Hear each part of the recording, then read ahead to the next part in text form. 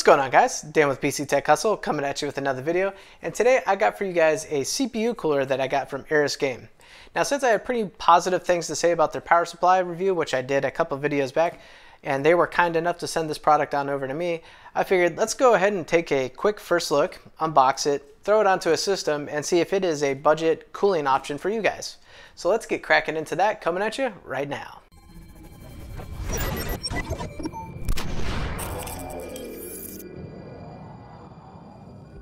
Alrighty guys, so here is the cooler up front and close here, and this is the AresGame River 5 CPU cooler, which at the time of the filming of this video is still going for about $35 on Amazon, just so you guys are aware of that. But let's take a look at here what we got. So right here on the side of the box here is actually a listing of all the specifications of things that you're probably going to be most wanting to know of as far as making sure this is a compatible cooler for you. Now, this pretty much is compatible with just about anything other than Threadripper, which we see here in the socket specifications here. So know that you're pretty much good with that, unless you have a Threadripper, of course. Weight we have here is at 640 grams. The material used is copper heat pipes and aluminum fins. Fan dimensions, obviously being a 120 millimeter fan, that's pretty standard with most coolers these days in this budget range. Fan speed around 600 to 1800 max RPMs. We got about a 24 to 70, 69.74 CFM airflow rating. Next, other major things you might be concerned with here is the voltage is a 12 volt fan that is supplied by a 4-pin PWM fan control, as well as the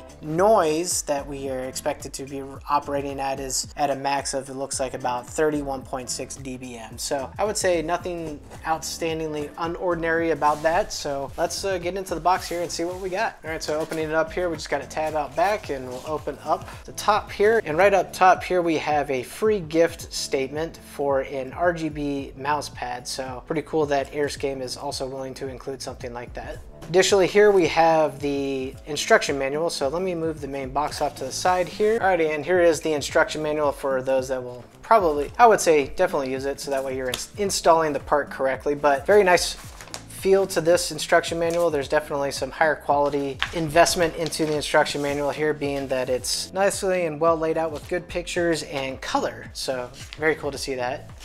All right, and we'll bring the main box back into picture here. And so up top we have here is a thinner cardboard box. We'll move the other one off to the side and take a look at this one. So inside this box here looks like all of your mounting equipment that you would need to get the cooler well on its way to fixating to your motherboard. So this is nice too. It also comes with thermal paste, so don't worry about buying extra thermal paste. The product does come with it, so very nice to have that included. And then looks like your main brackets for Intel and AMD. So all the mounting stuff to get you off and running here in this smaller box.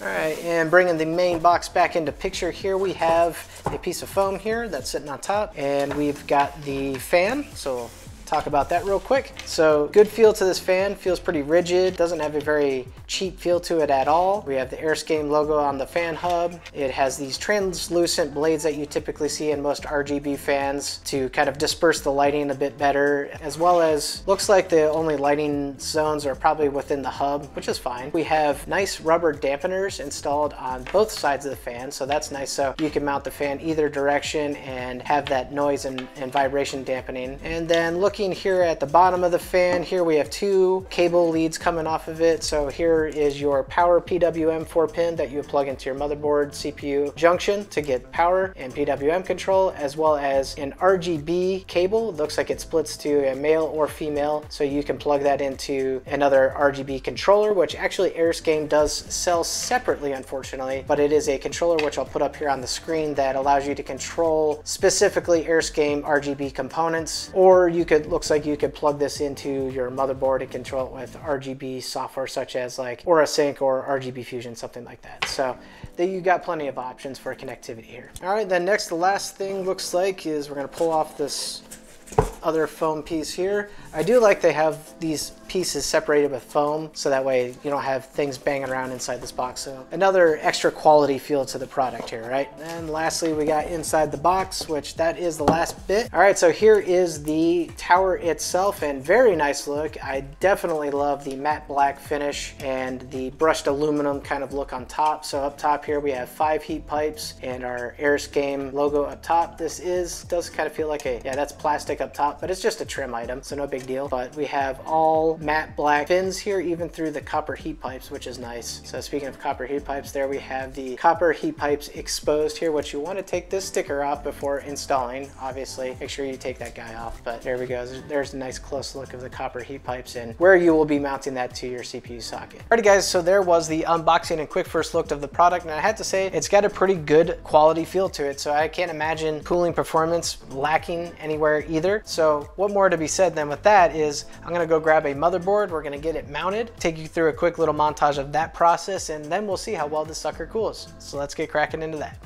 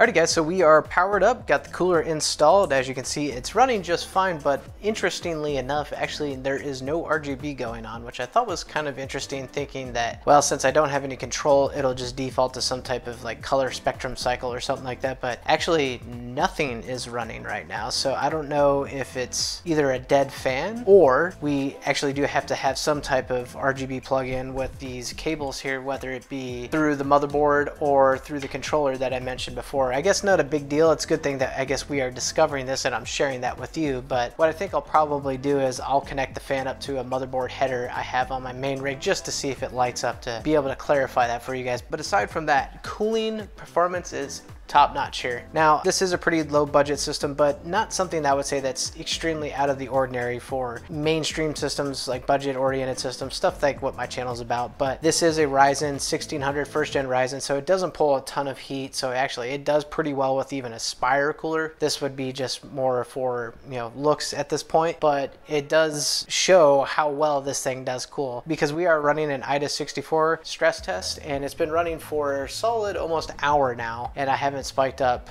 at very high temperatures. So let me show you here real quick what we got going on.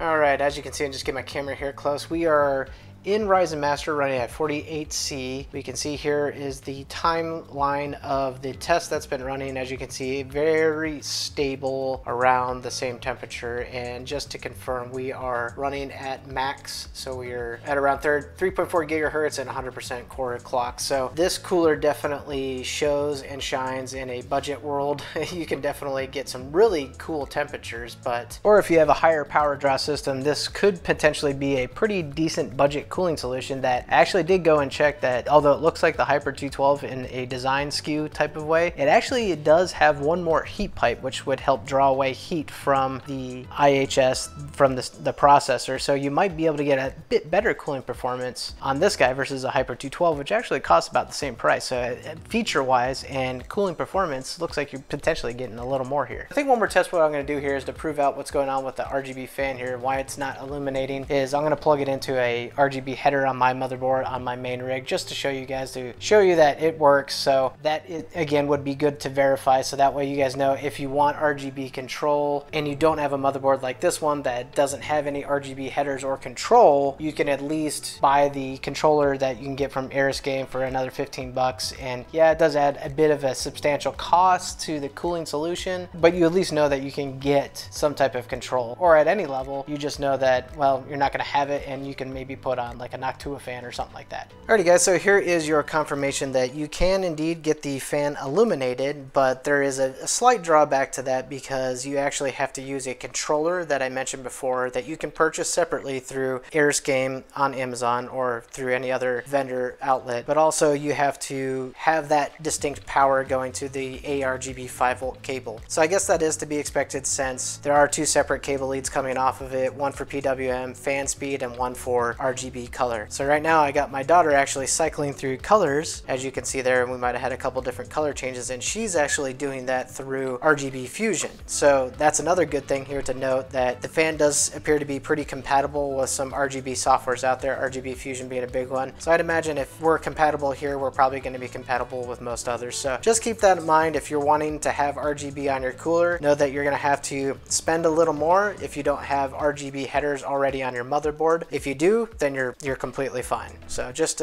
keep that in mind. Alrighty guys, so there is, I guess, what we would call the cooler review in full. One thing that obviously I didn't really get a good opportunity to test on is putting it through like a high powered system that has a lot more power draw, that would create a lot more heat. The system behind me being my personal rig would be a good rig to do that with, but it's such a pain in the butt disassembling what all I got going on in there. And honestly, I know this cooler is going to do well. And why do I think that? So let's take a quick comparison look here. So I pulled out a Hyper 212 Evo that I have actually on hand that I usually use for like testing and everything. And as you can see, the designs of the two coolers are basically identical in a sense that they're a kind of squared off tower cooler with heat pipes coming up through them and fins to disperse the heat, right? So the difference here is that I wanted to point out is the AresGame cooler feels a little bit more hefty. There's a little bit more weight going on here. There's a little more bulk to the cooler, and where you're getting that potentially here is with the additional heat pipe, where the Hyper 212 only has 4, this one has 5, as well as the fin density seems to be roughly about the same. The Hyper 212 has a little bit taller fin density, but the AresGame has a little bit thicker density. So honestly, they're probably, performance of them both are about the same. So why do I say this cooler can then probably do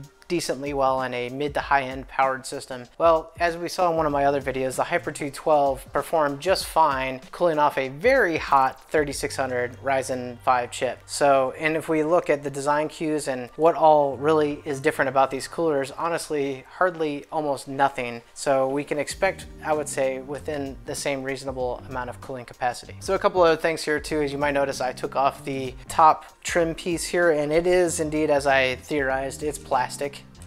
So it's just a trim decorative design, so no knocks on that. It actually, I think it looks pretty nice. Even the cooler without it on looks pretty nice too. So, but what else can be said about this cooler, honestly? If we can expect the same cooling potential as a Hyper 212, which I think is very reasonable to say that we can, I think we are completely more than fine as far as establishing that it's got good cooling performance. As we notice here with the mounting mechanism that is on this motherboard, it is hefty. So I'm not gonna say it was necessarily difficult, but if you're comparing something like a Hyper 212, the Hyper 212 has been around forever, so it's been revised like 1,000 different times, but this is, like I said, not difficult, but hefty. So where you might also run into some issues, and I'll put here on the screen, is you might run into issues with RAM clearance if you have tall RAM heat sinks, though that is a bit avoidable too, where with the fan, you could just expect to maybe mount it a little higher instead of kind of just face on like this. As you notice here with these very low profile ballistics RAM chips, chips that I had here, we were very, very close. Again, that might also be due to the motherboard that we were using being a very cheap B450 motherboard.